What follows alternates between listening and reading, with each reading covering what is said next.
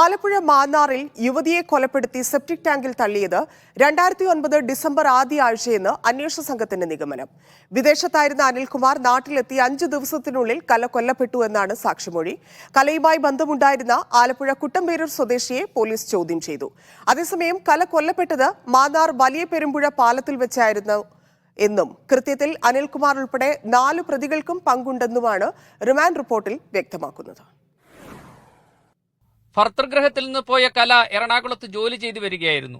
1.5 മാസത്തിന് ശേഷം വിദേശത്ത് നിന്ന് നാട്ടിലെത്തിയ അനിൽകുമാർ കലയെ എറണാകുളത്ത് പോയി കാണുകയും കൂട്ടിക്കൊണ്ടുവരികയുമായിരുന്നു. യാത്രാമധ്യേയാണ് കൊലപാതകം. കലയ്ക്ക് കുട്ടമ്പേരൂർ സ്വദേശിയുമായി ഉണ്ടായിരുന്ന ബന്ധമാണ് പ്രകോപനത്തിന് കാരണം. കുട്ടമ്പേരൂർ സ്വദേശിയെ അന്വേഷണ സംഘം ചോദ്യം ചെയ്തു. കേസിലെ മറ്റു പ്രതികളായ ജിനു, സോമൻ, പ്രമോദ് എന്നിവർ കലയുടെ മൃതദേഹം കാണുന്നത് മാന്നാർ ആയിക്കര ജംഗ്ഷനിൽ വെച്ചാണ്. മറവു ചെയ്യാനുൾപ്പെടെ പ്രതികൾ അനിൽകുമാറിനെ സഹായിച്ചുവെന്ന് മുഖ്യസാക്ഷിയും പരാതിക്കാരനുമായ സുരേഷ് പോലീസിന് മൊഴി നൽകി. മൃതദേഹം വീട്ടിലേക്ക് കൊണ്ടുപോയത് മാരുതിക്കാറിലാണെന്നും എഫ്ഐആർ വ്യക്തമാക്കുന്നു. 2ാം പ്രതി ജിനു കൊലപ്പെടുത്തിയ സ്ഥലം കാണിച്ചു നൽകാമെന്ന് അന്വേഷണ സംഘത്തെ അറിയിച്ചതായി റിമാൻഡ് റിപ്പോർട്ടിലുണ്ട്. കഴുത്തു ഞെരിച്ചാണ് കൊലപാതകമെന്നാണ് നിഗമനം.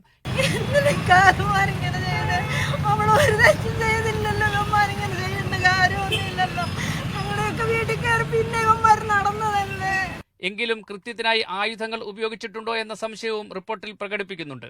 ചെങ്ങന്നൂർ ജില്ലാ ആശുപത്രിയിൽ വൈദ്യപരിശോധനയ്ക്ക് വിധേയരാക്കിയ പ്രതികളെ ചെങ്ങന്നൂർ മജിസ്ട്രേറ്റ് കോടതിയിൽ ഹാജരാക്കി. കസ്റ്റഡി അപേക്ഷ പരിഗണിച്ച കോടതി 6 ദിവസത്തേക്ക് പോലീസ് കസ്റ്റഡിയിൽ വിട്ടു. ഇതൊരു അന്വേഷണത്തിന്റെ പ്രാഥമിക ഘട്ടത്തിലാണ്. പോലീസ് ഇതിനെ സംബന്ധിച്ച് അന്വേഷിച്ചിട്ടാണ് ബാക്കിയുള്ള കാര്യങ്ങളിലേക്ക് വരേണ്ടത്. അതതിന്റെ വഴിക്ക് ബാക്കിയുള്ള കാര്യം പിന്നീട്. എന്നാൽ പോലീസ് വാദങ്ങളെല്ലാം തള്ളുകയായിരുന്നു കലയുടെ മകൻ. നടന്നിട്ടില്ല സംഭവം, ഇങ്ങനെ ടെൻഷനില്ല. അപ്പൊ ഞാൻ ചോദിച്ചു, എന്തിനാ ടെൻഷൻ? അമ്മ ജീവനുണ്ട്, അത് എനിക്കോ അറിയാം. ഇപ്പം തപ്പി അങ്ങനെ എന്തെങ്കിലും കിട്ടിയോ? അനിൽകുമാറിന്റെ വീട്ടിൽ ഇന്നും പോലീസ് പരിശോധന നടത്തി. അനിലിന്റെ പാസ്പോർട്ട് കോപ്പി, ആധാർ കാർഡ് ഉൾപ്പെടെ വ്യക്തിഗത വിവരങ്ങളടങ്ങുന്ന രേഖകൾ കണ്ടെത്തി. 6 ദിവസത്തേക്ക് പോലീസ് കസ്റ്റഡിയിൽ ലഭിച്ച പ്രതികളെ ഇനി വിശദമായി ചോദ്യം ചെയ്യുക, തെളിവെടുപ്പ് നടത്തുക, മറ്റു കാര്യങ്ങൾ സമാഹരിക്കുക. ഇതാണ് അന്വേഷണ സംഘം ഇനി ചെയ്യാൻ പോകുന്നത്. ഫൈസൽ നീർക്കുന്നതിനൊപ്പം യു ഷൈജു, മീഡിയ 1.